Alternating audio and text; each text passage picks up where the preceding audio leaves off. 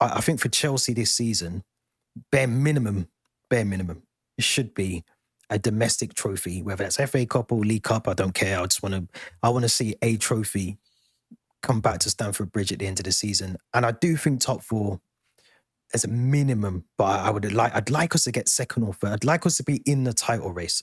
That's my bare minimum. Welcome back to From the Shed, and it's been a while. It has been a very long time. A lot's happened. World Cup, all sorts. Yeah, it's been a long, hot summer here in London. And I feel like it's been a lot's happened since we've last recorded, I think start of July. Obviously a new World Cup winner in Spain, well deserved in my opinion. And then I feel like, we don't record for about a month and a bit. And next thing, Mudryk's back in training, which is something I don't think we expected. The DPD drivers found him. They found him, yeah. Garnacho's being shipped to Aston Villa. We might actually flip a profit on him, which is remarkable.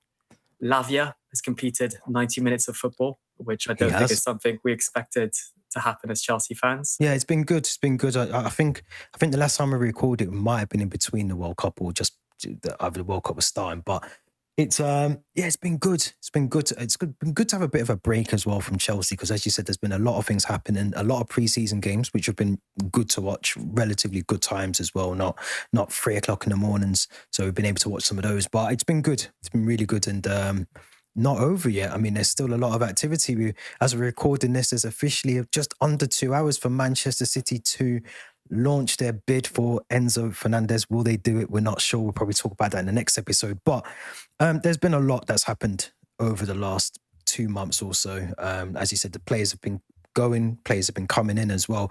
I think probably one of the best places to start is maybe Morgan Rogers in terms of transfers, who has come in on a big price tag, big fee, a lot off the back of a very good season with Aston Villa winning a European trophy for them. But does this improve Chelsea? How does this signing, how does it make Chelsea better in terms of how Xabi Alonso is hopefully going to want this team to play next season? Yeah, this signing came out of nowhere. I think one day it was rumoured and then the next day it was pretty much announced, and it looked like he was heading to Arsenal, and we managed to kind of hijack that deal. 117 million Great British pounds. It's a record signing for us, arguably a statement arrival and our marquee signing of the summer. He was pivotal for Aston Villa in that Europa League kind of campaign that they had when they won it.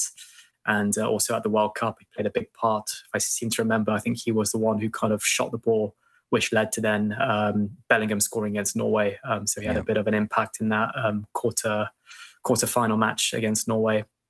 I definitely think it improves Chelsea. I think as good as Estevao and Palmer were last season, they had their kind of injury kind of ups and downs, and they maybe some slightly underperformed at times. So this would definitely be some healthy competition for them. I think it's still to be seen whether Xabi Alonso will start the season with back three, back four, and how Rodgers, Estevao, Palmer will fit into that system, whether players like Palestra, Chavaria, Neto, Quenda could even play a part as wing backs perhaps. But yeah, I'm really excited for this signing. I think probably in the Premier League, probably one of the biggest signings of the summer. I mean, it's definitely in terms of value alongside Elliot Anderson.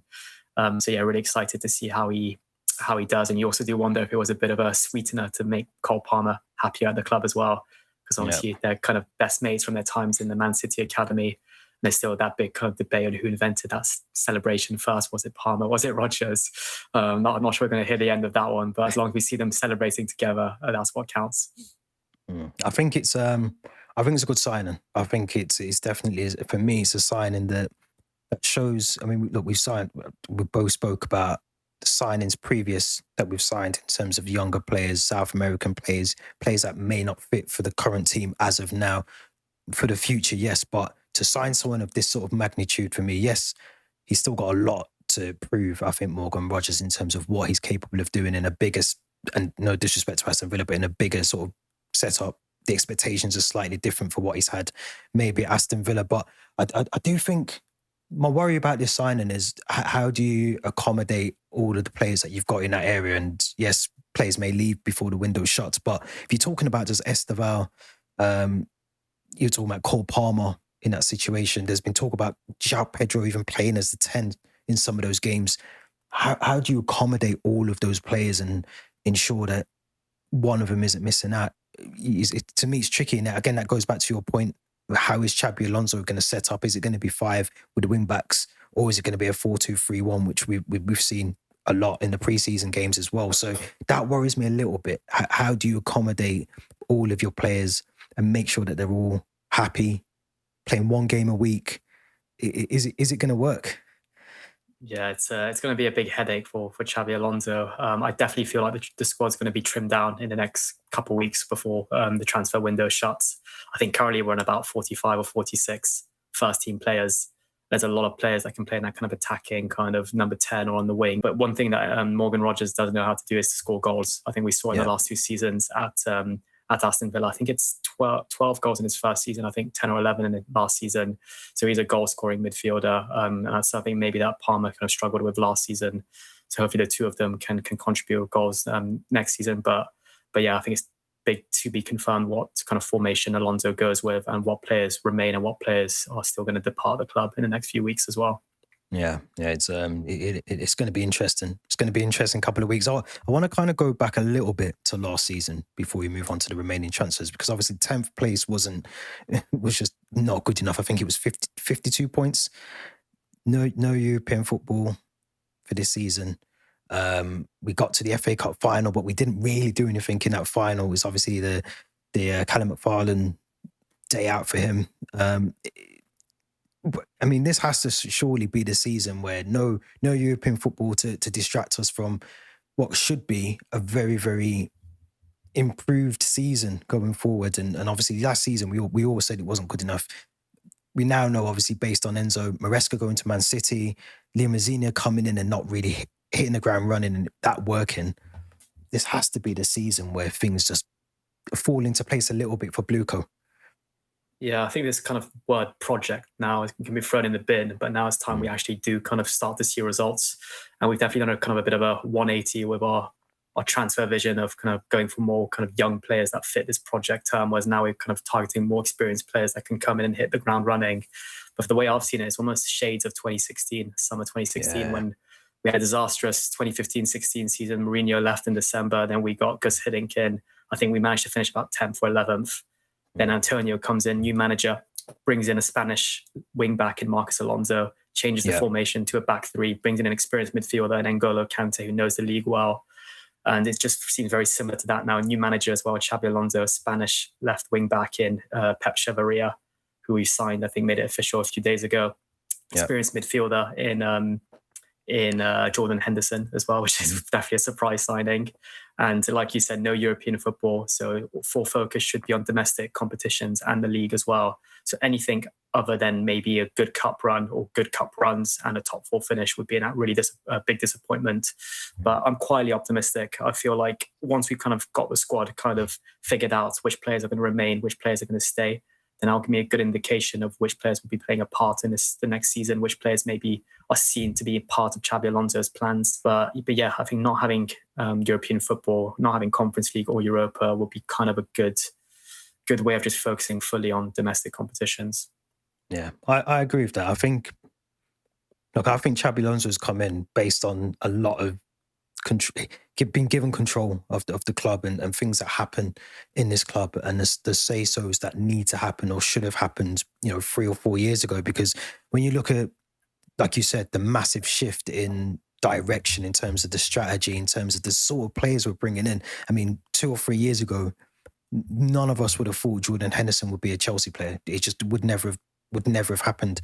But even the players that we brought in, as you just mentioned, some of those, you almost feels like Xabi Alonso saying, look, I need that player, which is why I think we tried to get Granit Xhaka, which is why I think we've brought in the players that we have. Obviously, Quendo and Omega were already part of the signings from previous season, but even having a Jordan Henderson in that team, and we both said, and maybe it's not the right person, but we both said leaders need to be in that team. There needs to be a voice in that team that's been there and done it.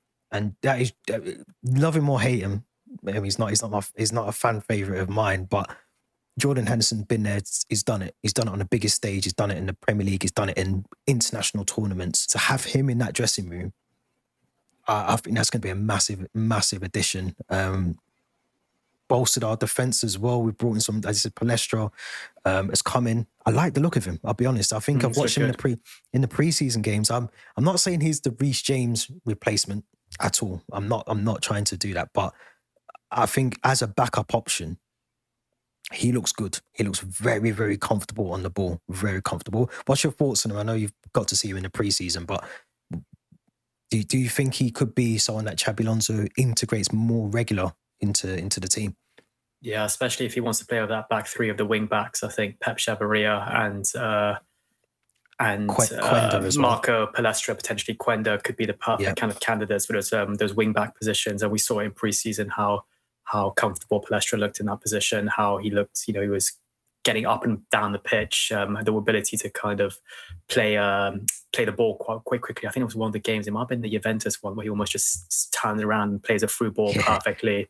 And he looks quite agile on his feet. So he's going to be an exciting signing. And Valentin Barco as well, who I think probably public enemy number one now in England.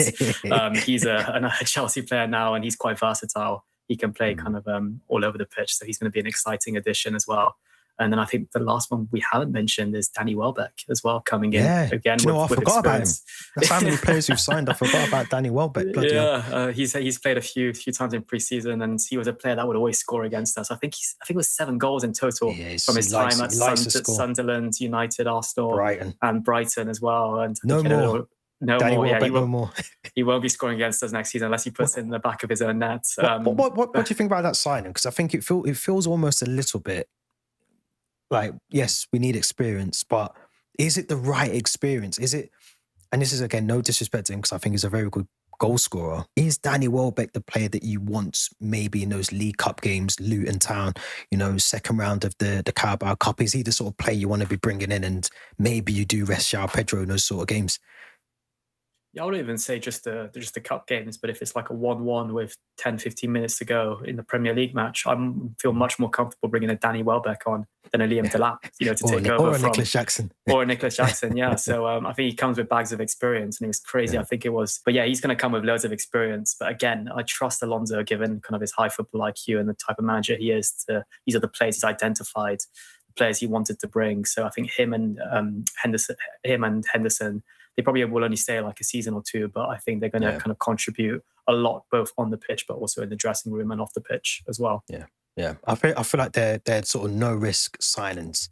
The expectation of them isn't to go out and win us the Premier League, but they're just there to steady the ship. It's to me, they make sense. We've all been screaming about proven players that have played in the Premier League, players that understand how to play. Maybe not so under the pressure of being at a Man City or a Liverpool in modern day, in today's football, but someone that, like you said, bring them on for 20 minutes, see the game out. If we need a goal, you probably look into Danny Welbeck because he's still how old is he? 33, I think. 33. I think he's slightly older. I think he's 36, and Jordan Henderson's 37 or 35 and 36. But the last time we signed, I might have to take back 36. Let's see how he does in a cold December when his knees aren't as great and his ankles. He was smashing him in for Brighton, that's for sure. But last time we signed a striker that was over 30 was Olivier Giroud, if I'm not mistaken. And he was a quality signing for us. So I think these are the type of players we've been crying out for. So I'm excited to see them play. And Alonso as well. He's worked with Xhaka, experienced midfielder at Leverkusen. He worked with Mudryk, experienced midfielder at Real Madrid. He wanted Xhaka at Chelsea, missed out given the value Sunderland were quoting. Got in Jordan Henderson. So even Maxence Lacroix, who I haven't spoken about, exactly. He adds experience as well. I think he's 27. Pep Chavarria, I think 28. These are the perfect ages for players. They're at their peak now, so we can expect almost the best years out of them.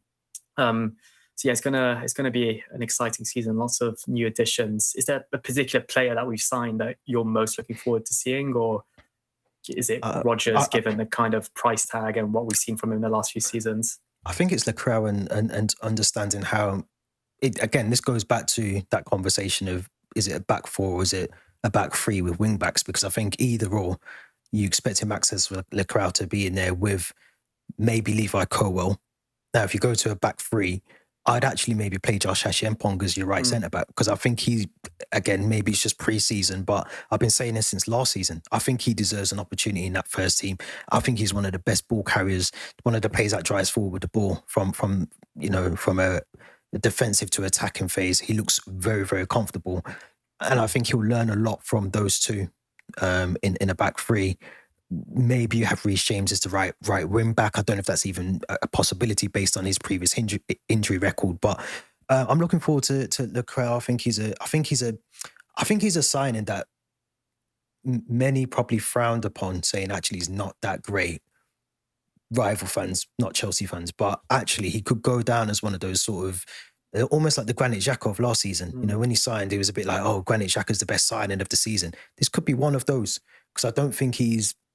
I'm not saying he's outstanding as a centre-back, but I think he's comfortable enough to play in our centre-back partnership, whether that's a 3 or a 2. And that's the one I'm looking for. That's where I've been crying out for experience, or someone that's not Badia Ishil, not Axel Dazazi, not Wesley Fofana, one of those players that should not be at the club still, albeit, they've had moments where they've looked great at Chelsea, but seeing Trevor Chalobah go before Dazazi and Badia Ishil just doesn't sit right with me as a Chelsea fan. I think he still had a role to play before going to Como, and we've still got other players that need to leave. So I think the crowd for me is probably the one I'm thinking. I think he'll make a solid partnership. What do you think? Who's your one signing that you think, I'm glad we've got him and I'm looking forward to seeing him next season? Well, this season, not even next season. Yeah, I mean, it's weird to say, but I'm actually looking forward to seeing Danny Welbeck, given, how many times he's tormented us as Chelsea fans. And also, we've been watching him for over a decade now in the Premier League. But I do have to agree with you. I think Maxence Lacroix is a player in a position we've been crying out for as Chelsea fans, that kind of experienced Premier League midfielder level, someone that's not rash or kind of has lots of mistakes in him, like a Badia Ishil, a Disasi or a Fofana. I think he'll be the, come that game against Fulham at Craven Cottage, I think he'll be the logical partner in defence alongside Levi Colwill. I think the other options we were kind of talking about were Van Heck, Maria, these type of guys as well, Premier League experience. But I think Lacroix is a very, very solid signing.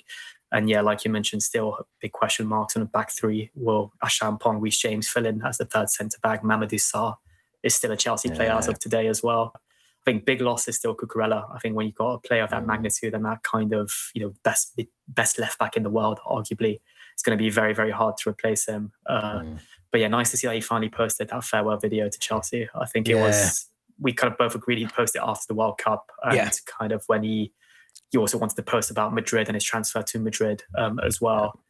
And then, a few other kind of youngsters we've signed. I mean, Emmanuel Omega, I think there's still question marks on if he'll be sold, he'll stay, he'll be loaned. Dastan Sapayev, the young Kazakhstani. He looks good. He's looked really good in pre-season. He could be a player that maybe just stays trained with the first team to gain experience, or could he benefit from a loan?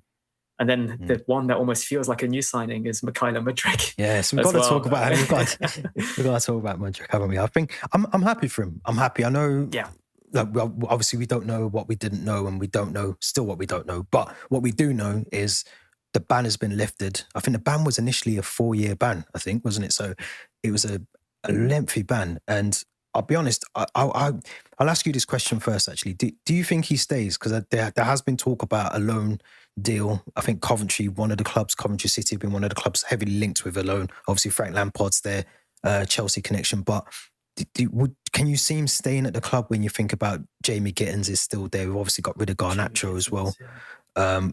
Do you think Mudryk does have a role to play, or does he maybe need to go out on loan, rediscover himself? It's a long time since he hasn't played, a full season of football. So does he fit into Xabi Alonso's plans, or does a loan make more sense? I think Alonso would definitely assess them in those pre-season games in Hong Kong and Malaysia on the tour, and the fact he even travelled to take a part in those games, and maybe makes Alonso kind of want to evaluate his situation. That being said, I think having not played football for close to 2 years, or not played kind of a 90-minute match, makes me think that a loan is probably more sensible for him. I think logical kind of destination is Strasbourg. That being said, I think a domestic loan would make a lot of sense for him. I would love to see him at Coventry, Frank Lampard's Coventry. It would be good for him to kind of get some minutes there. building a really good squad. Yeah, I know. So the newly promoted teams have spent a lot of money. I think Ipswich have spent close to 140 million. Yeah. Hull City as well, getting Salakis, the Olympiacos keeper. That's a big signing as well. Yeah. But no, I think Mudryk would definitely benefit from a loan. And those players you mentioned, like Gittins, Pedro Neto, still a Chelsea player, Esteval, Rogers, Quenda, these type of guys, I think we'll be getting minutes ahead of him. So I think just for him, given everything he's been through, I think the main focus for him now is to get back on the pitch, get minutes, build up his fitness, play football. And I don't think he'll be getting as many minutes as you think, especially with no European football at Chelsea. So I think a loan might make more sense, but it has to be the right destination, the right club that can guarantee him that he'll get some minutes. It'll be nice for him to stay in the country and stay in the league as well, because I think he's still got a point to prove to a lot of Premier League fans as well. Yeah, I think so. I think he's we've got to remember when Mudryk was before the ban. I mean, I'll be one of them. I'll hold my hand up. I wasn't convinced by him. I thought there was a lot that I did see that was qualities, but he just wasn't applying himself properly. And I don't think he maybe wasn't given the opportunity. Maybe he realized or knew that this ban was coming up. I don't know. But I do think he needs a loan.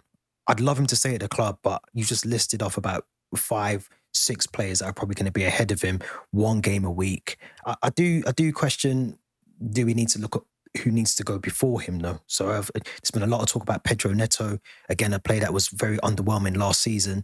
Gittins, I mean, he's been here for a while now, and I'm still not convinced he's an upgrade on what we had previous to that in terms of like Nkunku and players like that. Is there a question that they need to go before we even consider a Mudryk leaving? I feel like they might be on the chopping block beforehand. And that's at the weekend, I was thinking, actually, Pedro Neto, there's talk about Man City, Enzo Maresca wanting him as well. Gittins, he just doesn't feel like he fits at Chelsea. I don't know what it is, whether it's just the pressure of playing at Chelsea. I don't know, but Gittins just doesn't feel like he's going to be a Chelsea player. And there's nothing I've watched of Gittins that makes me think there's a level of progress being shown with his quality. And I just think, why are we hanging on to players we know aren't the Chelsea level? It's a good point. It's a good point. He was, when he did play last season, he was quite underwhelming. I know he missed a big chunk of the season with injury as well. And we kind of like quite short on wingers come to the end of the season with his injury, with Esteval's injury, with Palmer's kind of fitness concerns as well. But yeah, that Gittins, I think I've just been unconvinced by him. I do feel like Mudryk's loan, though, it's almost maybe trying to increase his value as well, potentially before selling him, if we were to sell him as well. I did want to quickly ask you about Andre Santos moving to Manchester United for 48 million. That came as a bit of a surprise, I felt. I think we might regret that one. I think we're going to regret that one. I've been watching Man United in pre-season, and you can't take pre-season serious at all. You can't judge that based on what the season's going to be unfold for a particular player. But I just look at him and he looks very comfortable. And he looked like the Strasbourg Andre Santos, the player that we thought we were going to get, the player that was given the minutes, maybe the arm round the shoulder sort of routine. But I think we're going to regret that one, especially if Lavia's not fully fit this season. Yes, he's completed 90 minutes, well done. But if he can't do that throughout the season, 1 game a week, and we have got Jordan Henderson that can maybe play in that sort of midfield role, but I think we might regret that one. I really do. Money was nice. Money was brilliant. We probably spent it very wisely, but I think we're going to regret that one. He's a young Brazilian player that looks very good. He looks like he could go to the very top. What do you think? What do you think about Santos? Yeah. Is it probably the worst? Selling to a rival, which United are. I mean, that just doesn't sit well with me anyway. But what do you think? Yeah, I think we're going to regret this one as well. I just feel like he was definitely, we picked him up from Vasco da Gama. There was a lot of hype around him, and it almost felt like we found a gem from the Brazilian league. And then we managed to almost develop him at Strasbourg for a season and a half, became the club captain there, became a fan favourite. We got him back at Chelsea last season. I think maybe he should have had more minutes. We kind of saw that towards the back end of the season, got that winning goal against Tottenham at Stamford Bridge as well. And I thought to myself, this is a player who's going to be here for a long time, potentially, almost succeed Enzo Fernandez should he depart the club as well. But then it was within almost the first, couple weeks of the window, he heads to Manchester United, to a rival who are almost strengthening a lot more now with Tielemans in midfield. And it almost just feels like they lost Casemiro, experienced Brazilian kind of midfield general, and now they get in Andre Santos, a young and promising kind of midfield star. So yeah, really gutted, strengthening a rival. But I do agree with what you said. The money was really good, and it almost felt like we were almost planning ahead, maybe knowing we were going to get an experienced player in Jordan Henderson and another young, talented midfielder in Valentin Barco. So it almost just feels like if one comes in, that's why. I mean, two come in, we have to get one out. I would have liked to maybe have seen Lavia depart before Andre Santos. I know maybe the money would have been nicer for Santos than Lavia, but that would have been my personal preference. Yeah, I suppose there was probably no suitors. There's probably no bias for Lavia, but no, I agree. I do want to see Lavia because Lavia went on his day, and I know I say this very, very quietly, but on his day, Lavia is a very good player. Brilliant.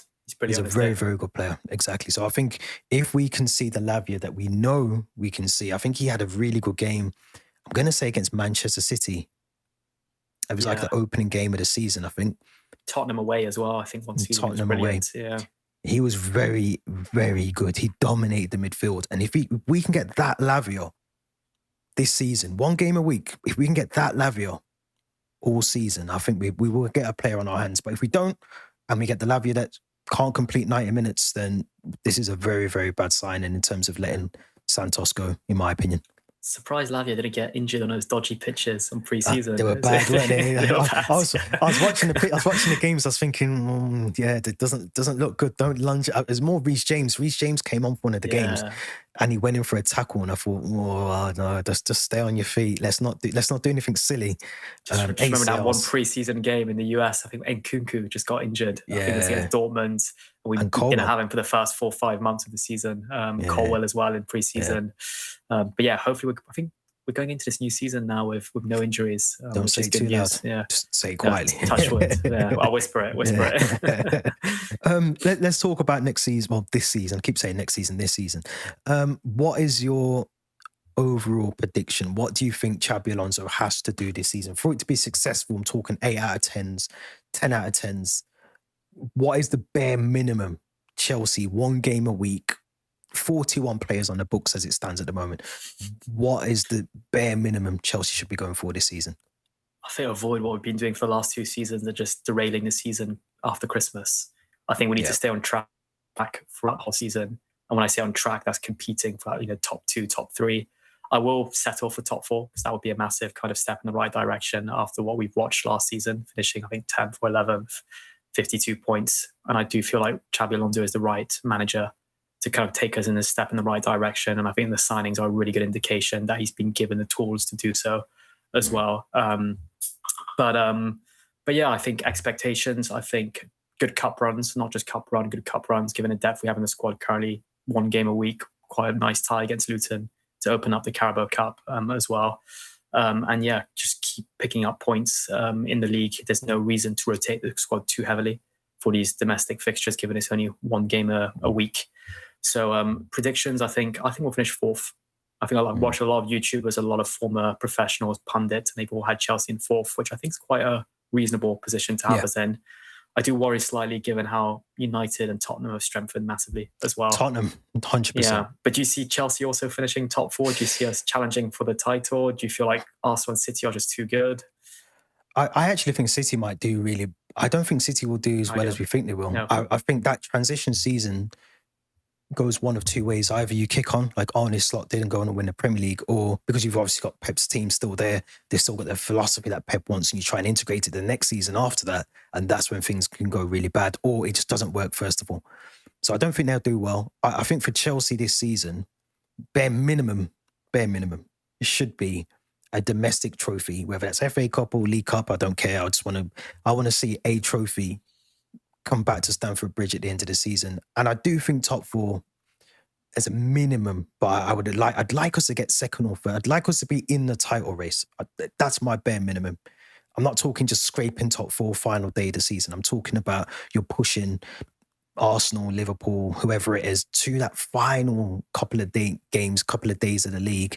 We should be in that conversation as well. When it gets to the race for the title and they only break the table down to like 3 teams, we should be one of those teams in there, for me personally, because I think we've got a very good squad, and we've always had a very good squad. We just haven't had the right manager to take us there, and we also haven't had the balance in the squad. And I think we're getting there. I still think the goalkeeper's a question mark. I think Sanchez is still he's improved massively. I think he's improved loads since we signed him, but I still think he's a question mark, and that worries me going into another season with not a confident goalkeeper. But we should be bare minimum cup and in the title race. I'm not saying we're going to win it. I'm not saying we're going to be, we're going to be clear come December or March or whatever, but we should be in that conversation for me personally, 1 game a week. There can be no excuses. Yeah, I think there's still a lot of uncertainty in the Premier League. It's quite exciting from a neutral point of view because you obviously have a new manager at Chelsea, new manager at Liverpool, technically new managers almost at United and Tottenham, given they came in midway through last season as interims in a way. And yeah, Arsenal, they got Solis, they got I think they Gabriel and Martinelli are probably going to depart the club, so they do seem like they maybe haven't strengthened as much as they should have. They've lost Saliba for half the season. Gimaresh, that's the one, of course, big marquee signing.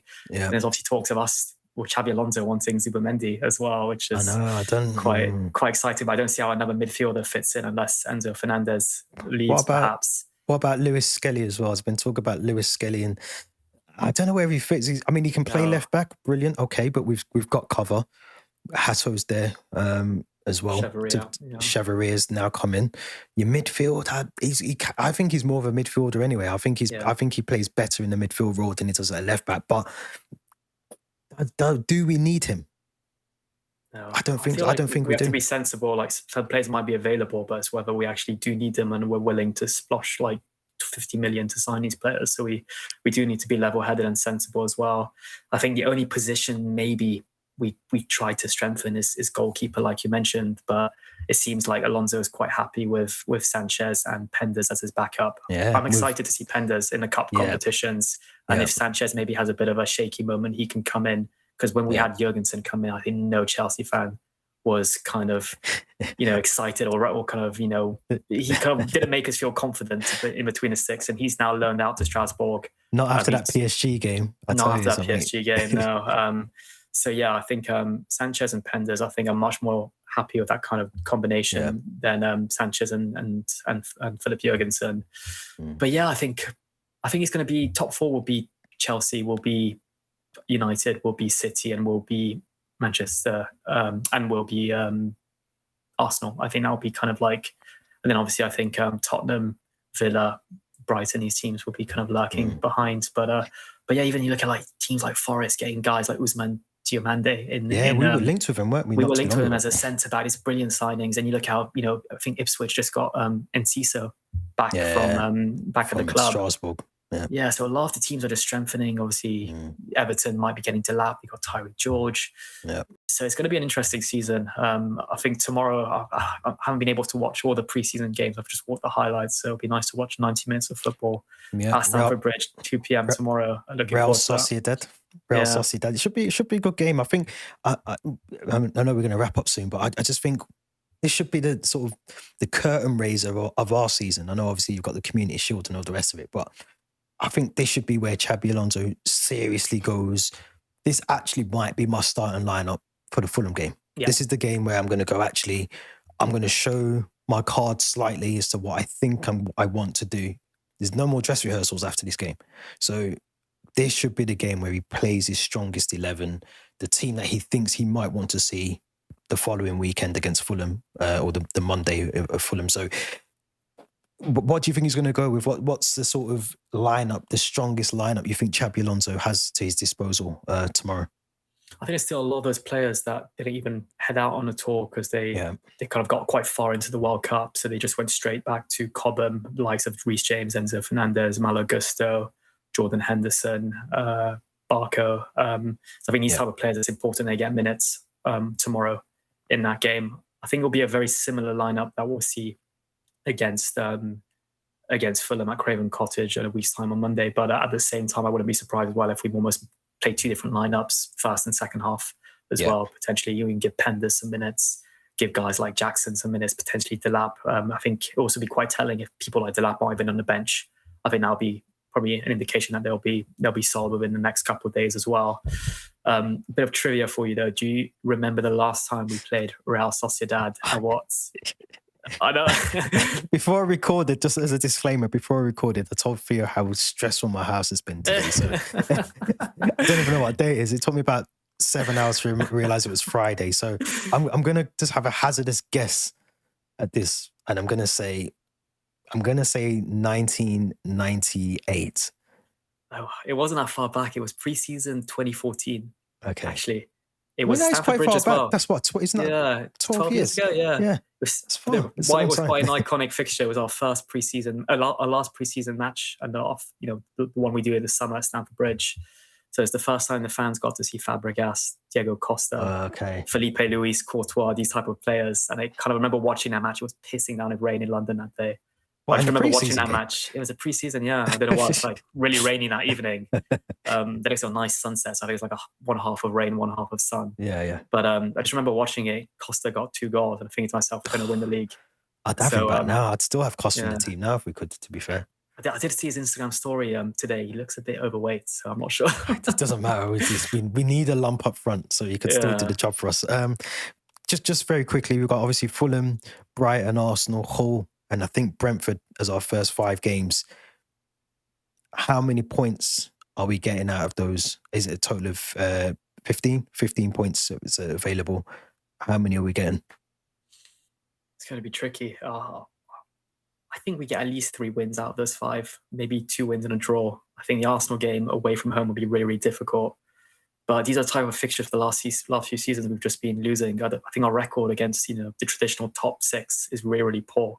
Yeah. That's why I want to see Xabi Alonso pick up points, not just against the likes of, Leeds, Hull City and Coventry, but also against the likes of Arsenal, City, Tottenham, these type of games. That being said, we beat Tottenham every season. So it's almost 6 points are guaranteed against them. But against, against City, against Arsenal, against Liverpool, against United, where we've struggled so often. Yeah. These are the type of games that we need to be picking up points in. But yeah, I'd like to see at least 3 wins out of those games. Because if we remember the last 2 seasons, we've started with a defeat against City. Then last season was a draw against Palace. Yeah. So it'd be nice if we start the season with a win against Fulham and then hopefully also potentially pick up 3 points against Brighton. It's our first Danny Welbeck special. Yeah. We like to do our shopping at Brighton on the South Coast. But even that fixture against Luton in between, I think on Thursday. Yeah. That's probably the one time we might need to rotate slightly.